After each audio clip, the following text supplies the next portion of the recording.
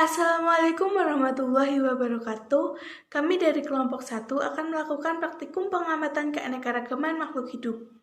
Keanekaragaman makhluk hidup adalah keanekaragaman hayati yang menunjukkan keseluruhan variasi gen, spesies, dan ekosistem di suatu daerah. Keanekaragaman makhluk hidup dapat terjadi karena adanya proses evolusi yang sangat lama. Selain itu, dipengaruhi juga oleh faktor adaptasi, geografi, dan rekayasa genetik. Faktor penyebab keanekaragaman hayati ada dua, yaitu faktor genetik dan faktor dari luar. Faktor genetik, misal cara suatu makhluk hidup beradaptasi dengan lingkungannya. Sementara faktor luar, misalnya kondisi muka bumi untuk makhluk hidup beradaptasi. Klasifikasi makhluk hidup adalah suatu cara dalam memilah-milah dan mengelompokkan makhluk hidup menjadi unit-unit atau golongan tertentu. Tentunya, klasifikasi makhluk hidup ini didasari oleh persamaan dan perbedaan sifat yang dimiliki. Sekarang kita akan membahas klasifikasi pada tumbuhan. Para ahli melakukan klasifikasi ini memperhatikan beberapa kriteria yang menjadi penentu. Yang pertama adalah organ perkembangbiakan. Apakah tumbuhan tersebut berkembang biak dengan spora ataupun dengan bunga? Yang kedua adalah perawakan tumbuhan sewaktu hidup.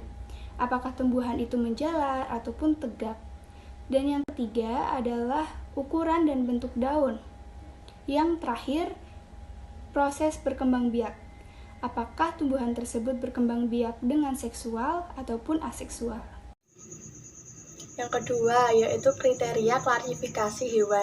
Sama halnya dengan pengklarifikasian tumbuhan, dalam mengklarifikasikan hewan, para ahli juga mengklarifikasi dengan melihat beberapa kriteria berikut ini. Yang pertama, saluran pencernaan makanan.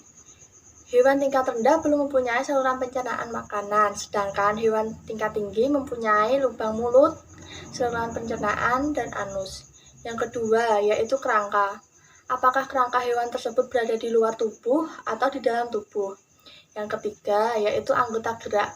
Apakah berkaki 2, berkaki 4, atau bahkan tidak berkaki?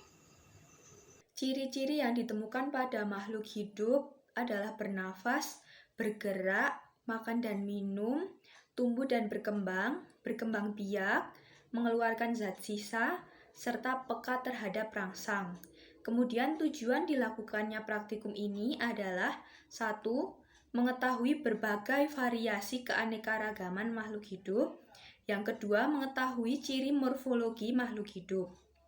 Kemudian alat dan bahan yang digunakan yaitu alat tulis, kamera HP, serta lingkungan dan komponennya.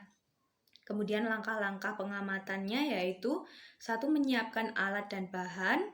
Yang kedua, menyiapkan makhluk hidup yang akan diamati. Kemudian yang ketiga, mengamati ciri morfologi setiap makhluk hidup yang akan diamati.